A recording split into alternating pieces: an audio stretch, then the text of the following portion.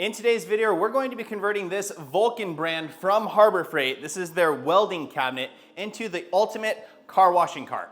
I'm going to be adding on a whole deionized water system built on into the cart. We have the Active 2.0, we're gonna be installing that on this thing. We're gonna set up hose reels, the whole deal, and turn it into the ultimate solution for having a mobile cart that you can move your pressure washer and everything else really, really easily. Now you guys may be asking yourselves, why not do the traditional wall mount? It looks incredible. I absolutely agree. It looks phenomenal.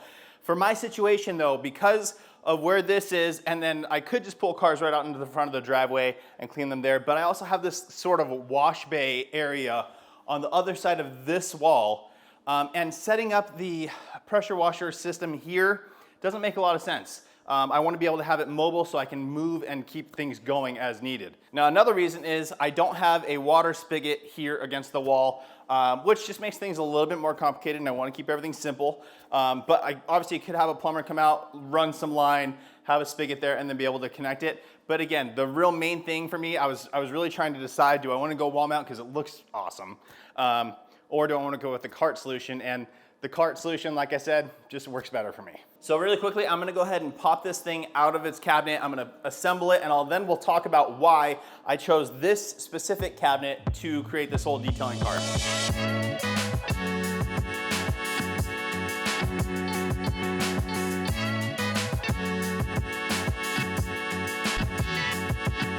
Okay guys, so I just finished the basic assembly of this thing. Now I didn't put on all the bells and whistles. This thing comes with a bunch of little hooks and other little things that I don't necessarily need, so I'm not gonna put them on until I know for a fact. Now, there's actually also, one of the reasons I thought this thing was so cool is that there's these mounting brackets that mount right here, and that's meant to hold the tanks for a welder.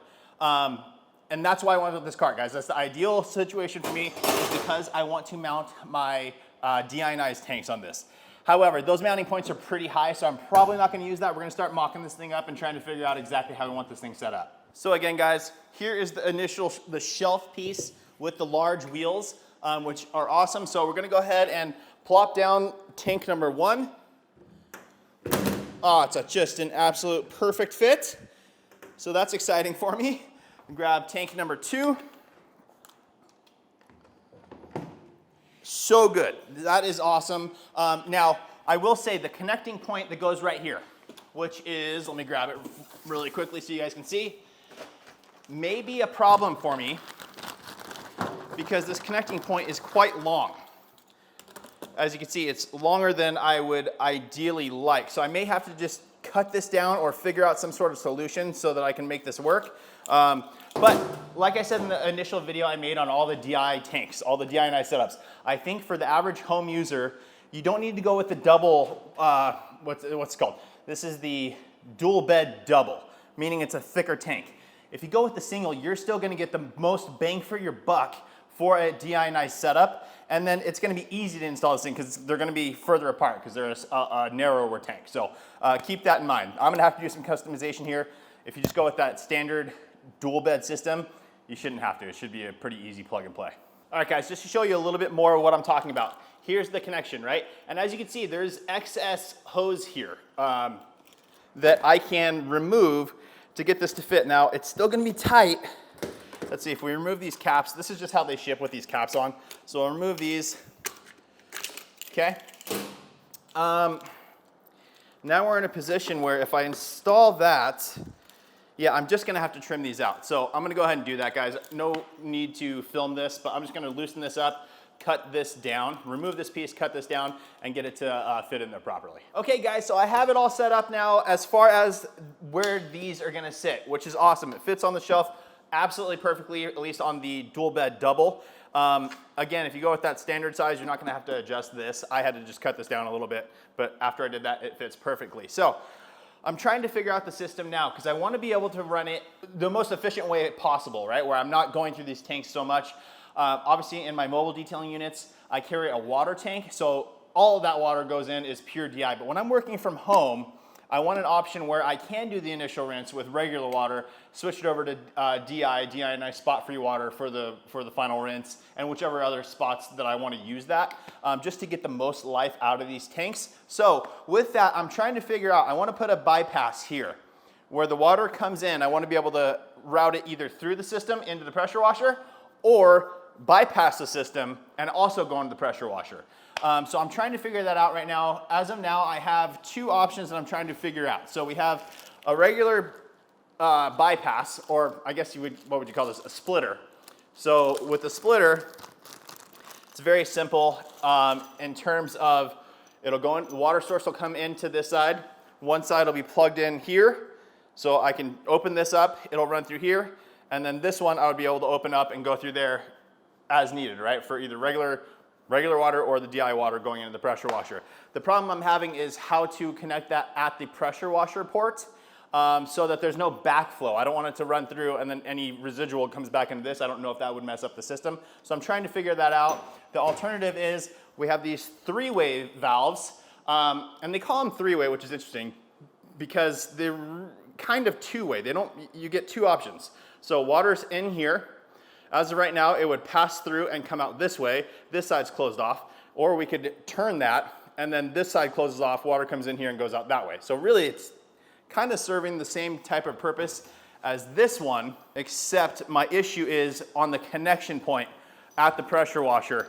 I would connect it here, have to use some sort of adapter here to turn it into another male fitting, and then figure it out. So I'm trying to sort that out. Right now, I'm gonna have to go buy more parts. These three-way valves are quite expensive, and they, like, Home Depot doesn't carry them, at least at my local stores they don't have them. I have a really cool hardware store called Marshall's Hardware that's relatively close to me, and they have them, but they were like 50 bucks a piece, which is excessive, right? Very, very expensive. They do sell them on Amazon for half that price, so I may order some of those and test that out. But let me sort this out. I will be back here shortly after running to Home Depot to pick up some extra components. Okay guys, so here is the basic setup, okay? So it's a little sloppy right now. You can obviously just, using the hoses like this, you can just kind of button everything up. I actually think I'm going to switch everything over to PEX lines.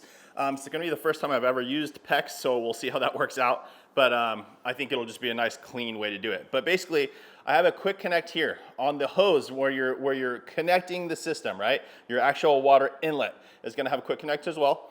Can quick connect it onto the valve here, right? So now we have water coming to the system.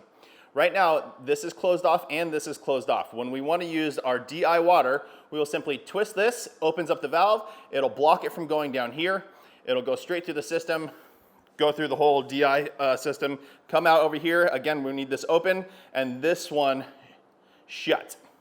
Okay, so we're open, comes through the whole system, open, out through the line and into the pressure washer. Again, we're using the Active 2.0 for this setup. That is the best budget-friendly kind of prosumer DIY at-home pressure washer you can use. I even use it in my professional business in some of my vans. So fantastic pressure washer, can't highly recommend that thing enough.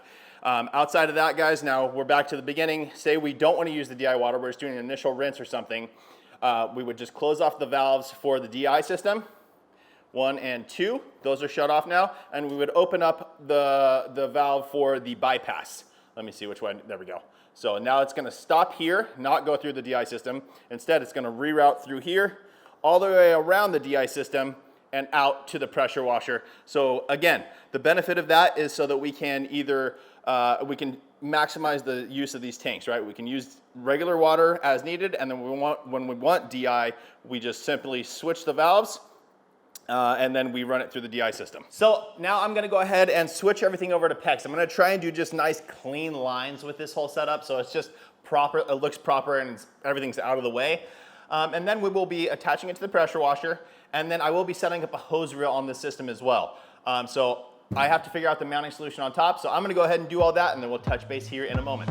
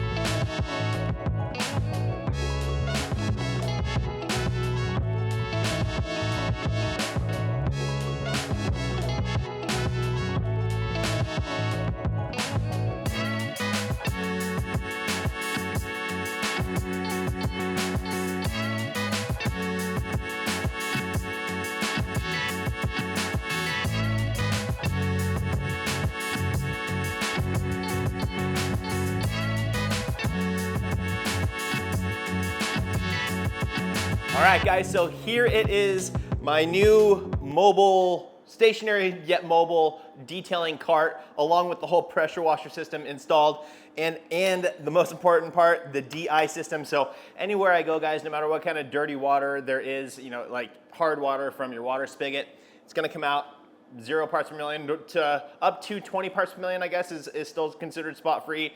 This one puts it down to about 1 and gives me a perfect spot free finish. Fantastic. And this is the most, like I said before, guys, the most economical way to get your DI water. Just price per gallon, can't beat this dual system. So now I'm gonna go ahead and give you guys a little walkthrough of this thing to show you the functionality of it. Again, I went with PEX line instead of the hoses, which it was a pain in the butt to do, basically because I had to do all these little female to female connections to make everything kind of work together.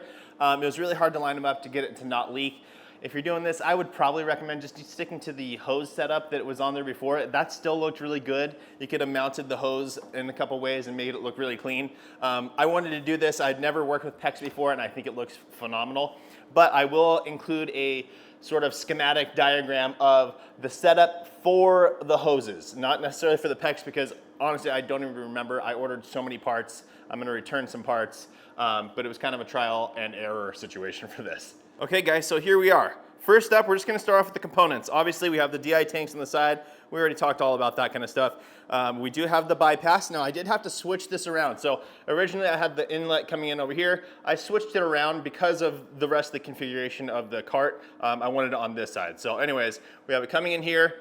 We can close this off, open this up, go through for DI water, or bypass it and come back down, and then it'll tee off here again, or actually combine back there, come through PEX lines through here, up through here, into the pressure washer, out of the pressure washer, and into this beautiful Cox reel.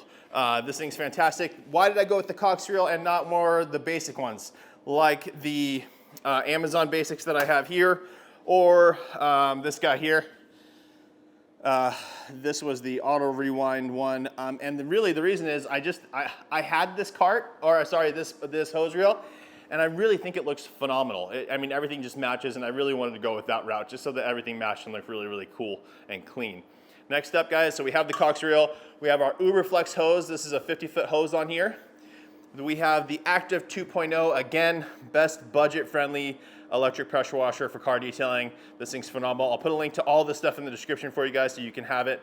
But this thing works amazingly well. I can't remember the exact numbers, somewhere 1100-ish PSI at about 2 gallons per minute, so phenomenal numbers from that thing. Then we have, just again, going with the color combo here, we have the MJJC SV3, it's the same head unit as the Pro, different connection point, clear bottle. Again, I think it just looks really, really good with the setup. And then finally, we have the Essential Washer pressure washer gun here. This is the one without the swivel. I have the swivel one in my truck, so I just wanted to test this out. Again, color combo looks amazing. Now from there, let's go ahead and go into the cabinets. This is really, really cool. I am going to be setting up one of my foam cannon mounts on this thing as well, probably off the side here to keep that all clean and good to go. Otherwise, as I'm wheeling this around, this thing could topple over. As far as a mount goes for these tanks, I didn't mount them. They fit so well. I mean, like flush into this. So they're just sitting there. I may have to add a strap over time, but right now it's good to go. As far as these drawers go, really cool. This is going to be nozzle storage for me. As you guys know, I do a ton of testing of all these different pressure washers, and I think this will be really cool to keep all my, I got a little water in there, but all my waters, excuse me, all my nozzles separate, so I can have a 2.5 orifice, the whole range, 3.0, 3.5, some other ones here, and even higher. But really cool there. Next drawer, it's just a big open drawer. This is just the extra components that I haven't put on the cart yet. And I don't know if I'm going to, but just a nice big open drawer. Then here, another just nice big open drawer. You can put microfibers or whatever else you need in here. We go into the bottom here. This one flips up and slides back, so you get a nice big open spot there. And then really cool is this side here. It's locking, but you can open it up, and it has holders already built in, and these ones fit, you know, your 16-ounce bottles, no problem. As far as the height goes, it's a pretty perfect fit. The base looks like it might even fit something bigger, but you're gonna have issues with the height. So anyways, awesome 3D products. Again, I use all sorts of different products, but I do like this final touch. Smells so good as your basic quick detailer, and then also as a clay lube. Works phenomenally well. I'm gonna be testing out this a little bit more. I haven't played with that a lot lately, so I'm gonna be testing it out and seeing how I like it. And then the pink car soap is just a good basic pH balanced soap. So another shelf down here, I don't know what I'm gonna use those for yet, but I think it's really, really cool that that's already there. And then you also have this giant area here. There's actually some shelving up there that you can install, so you have them, and I probably will be doing that. You can actually see where it lays in right here. Again, probably for microfiber storage or something like that. So, but that's it, guys. Really amazing setup. I couldn't be happier with it. Really large rubberized wheels, so it moves around nice and easily on the back end, and on the front end, let me see if I can. You also have a nice large rubberized wheel, not as large as the back. The backs are probably, I don't know, 6 or 7 inches. These are probably 3 to 4, I don't know. But they have an incredible locking mechanism. So when I set it up, I get it pulled out to where I need it to go, lock it in, the pressure washer hose goes out, everything stays nice and still and works out absolutely perfectly. So as I said, guys, I'm gonna link all this stuff in the description for you. As far as setting up the pressure hose reel, I have other videos, so I'll link those up top for you. Okay, so that is it, guys. This is gonna be my new detailing cart wash station that's going to be in my home garage shop here. Again, I wanted to mount it on the wall originally because I think that looks awesome, but I think this looks incredible as well. And the functionality behind this is hard to beat. It works really, really well. Now, I do have a vacuum system that I will be mounting on the wall. I'll be doing a video on that here shortly. But that's it for today's video, guys. I appreciate you watching. Check this thing out. I think, you know, it may not be a solution for everybody. This cart here retails for about 450 bucks. But it does have all the storage and everything you would need for this. Now, if you're gonna do a cart and you don't need to mount your DI tanks on it, you can go with a very simplified cart, you know, under 100 bucks. So that could be a really good option for you as well. Or, like I said, if you're going with the dual bed system, but just the single size that are smaller, you'll be able to fit those in a smaller cart without having any issue and not have to go with this big one. So I just wanted to give you guys some cool ideas on what to do. Awesome setup here. I think the only thing I would change is the top here. It's just that metal and it will get scratched up. So I may lay something down over the top of it eventually. But for now, I'm really happy with this thing. Couldn't be happier really. And time to get to work. All right, guys, thanks so much. Please make sure to like the video. Make sure you subscribe, turn on that notification bell, and we will see you on the next one.